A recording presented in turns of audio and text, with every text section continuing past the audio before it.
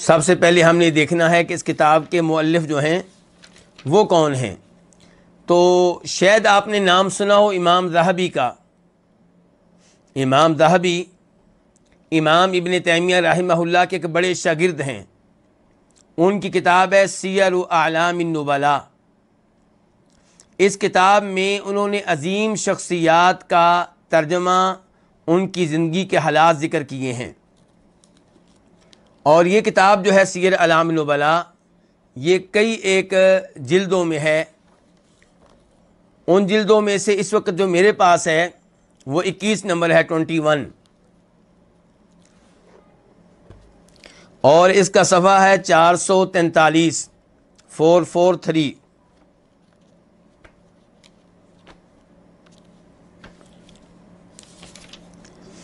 تو کتاب کے رائٹر کے بارے میں، مؤلف کے بارے میں کچھ آپ جان لیں تو پھر انشاءاللہ کتاب کے بارے میں جاننا بھی آسان ہو جائے گا.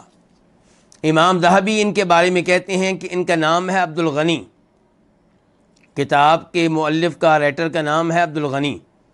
اور امام ذہبی ان کا تعارف کراتے ہیں الامام العالم الحافظ الکبیر الصادق القدوہ العابد الاثری. یعنی کہ یہ علم میں اتنے بڑے ہیں کہ یہ امام ہیں اور حافظ ہیں، یعنی کہ احادیث کے حافظ.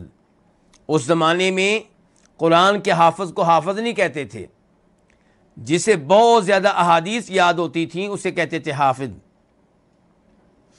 اور العابد، یعنی کہ امام ذہبی کہتے ہیں کہ بہت زیادہ یہ اللہ کی عبادت کیا کرتے تھے. الاثری، جیسے ہم کہتے ہیں اپنے آپ کو اہل الحدیث، اس زمانے میں کیا کہا جاتا تھا؟ الاثری. یعنی کہ نبی علیہ الصلوۃ والسلام کی احادیث سے بڑی محبت کرتے تھے، آپ کی احادیث کا بہت اہتمام کرتے تھے. کنیت کیا ہے؟ ابو محمد. نام کیا ہے؟ عبد الغنی. ان کے والد کا نام کیا؟ عبد الواحد. اور المقدسی نے کہا جاتا ہے، یعنی کہ بیت المقدس فلسطین سے ان کا تعلق تھا. اور ان کو دمشقی بھی کہا جاتا ہے کیونکہ ان کی زندگی دمشق میں بھی گزری ہے. دمشق جو شام کا دارالحکومت ہے. اور ان کو الحنبلی بھی کہا جاتا ہے کیونکہ فقہ حنبلی سے ان کا بہت گہرا تعلق تھا.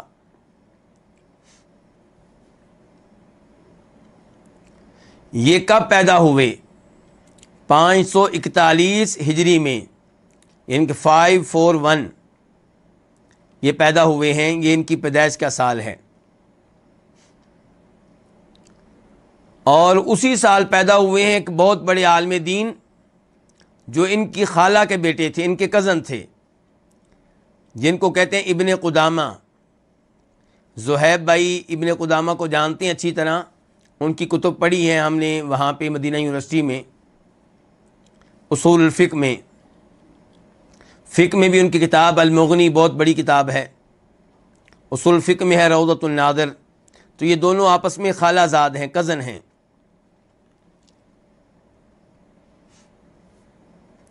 انہوں نے علم لینے کے لیے، احادیث لینے کے لیے بہت سفر کیا ہے. دمشق میں گئے ہیں، اسکندریہ میں گئے ہیں، مصر میں، بیت المقدس میں علم لیا ہے، بغداد میں گئے ہیں، حران میں گئے ہیں، موصل عراق میں ہے وہاں پہ گئے ہیں، اصبہان میں گئے ہیں، ہمدان میں گئے ہیں. اور ان کے جو ٹیچر ہیں، ان کے جو استاد ہیں، ان میں سے ایک بڑا نام ہے شیخ عبد القادر جیلانی، جن کے نام پہ پاکستان، انڈیا کے بہت سے لوگ 11ویں دیتے ہیں. شیخ عبد القادر جیلانی رحمہ اللہ وہ ان کے استاد ہیں. اور شیخ عبد القادر جیلانی رحمہ اللہ کے بارے میں آپ جانتے ہوں گے کہ بڑے عالم دین تھے، ان کا عقیدہ بھی ٹھیک تھا اور ان کی کتب میں توحید ملتی ہے. یہ تو بعد والوں نے ان کی طرف غلط باتیں منسوب کر دی ہیں.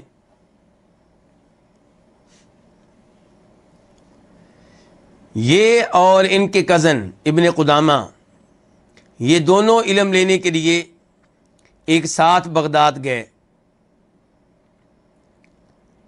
کب گئے؟ یہ 561 ہجری میں، 561. تو یہ ایک ساتھ جاتے تھے اور علماء کی مجالس میں حاضر ہوتے تھے. یہ جو ہمارے رائٹر ہیں عبد الغنی، یہ حدیث سے بہت محبت کرتے تھے، اور ان کے جو کزن تھے ابن قدامہ، وہ فقہ سے بہت محبت کرتے تھے۔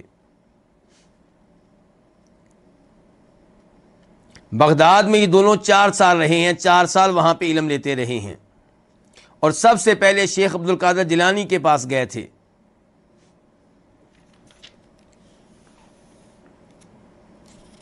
اور ان کے چہرے کے بارے میں علماء کرام نے لکھا ہے کہ ان کا رنگ بہت زیادہ سفید نہیں تھا، بلکہ ایسا سفید رنگ تھا جس میں گندمی رنگ کی بھی وہ بھی اس کا حصہ تھا۔ داڑھی ان کی بہت بڑی تھی، پیشانی ان کی بڑی وسیع تھی، قد بہت اچھا تھا، اور چہرہ ایسے کہ جیسے چہرے پہ نور ہو، روشنی ہو۔ آخری عمر میں نگاہ کمزور ہو گئی تھی، کس لیے؟ بہت زیادہ رونے کی وجہ سے، اللہ کے ڈر سے روتے تھے، اور بہت زیادہ مطالعہ کرنے کی وجہ سے، اسٹڈی بہت زیادہ کرتے تھے۔ ان کی جو کتب ہیں جو انہوں نے لکھی ہیں، ان میں سے ایک ہے المصباح فی عیون الاحادیث الصحاح۔ اس میں انہوں نے بخاری مسلم کی احادیث لکھی ہیں، لیکن اپنی سند کے ساتھ۔ اور پھر ان کی کتابوں میں سے ایک ہے محنت الامام احمد، امام احمد کے اوپر جو آزمائش آئی، جو انہیں مختلف بادشاہوں نے کوڑے مارے، اس بارے میں انہوں نے کتاب لکھی ہے تفصیل کے ساتھ۔ ذم الریا، ریاکاری نہیں کرنی چاہیے، جب بھی عبادت کریں اللہ کے لیے کریں، اس موضوع پہ کتاب لکھی ہے۔ ذم الغیبہ، دوسروں کی غیبت نہیں کرنی چاہیے، ان کی عدم موجودگی میں ان کی برائیاں بیان نہ کریں، اس موضوع پہ کتاب لکھی ہے۔ فضائل مکہ، مکہ کے فضائل پہ کتاب لکھی ہے۔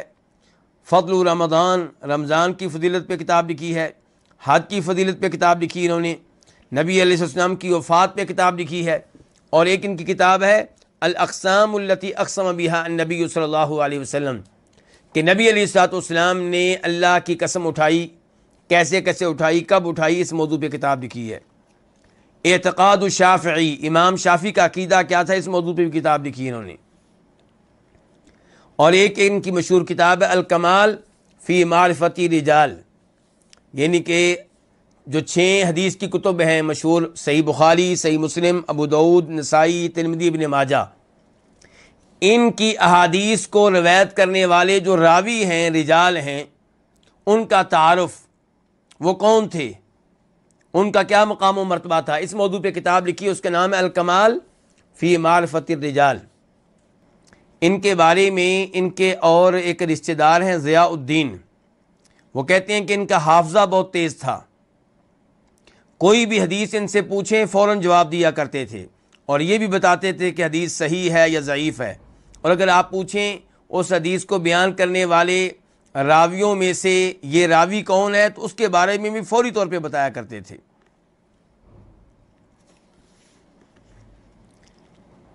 ایک آدمی نے ان سے کہا کہ ایک آدمی نے قسم اٹھائی ہے اس بارے میں کہ آپ جو ہیں، یعنی کہ عبد الغنی جو ہیں، آپ کو 1,00,000 حدیثیں یاد ہیں، تو کہنے لگے مجھے تو اس سے کہیں زیادہ یاد ہیں۔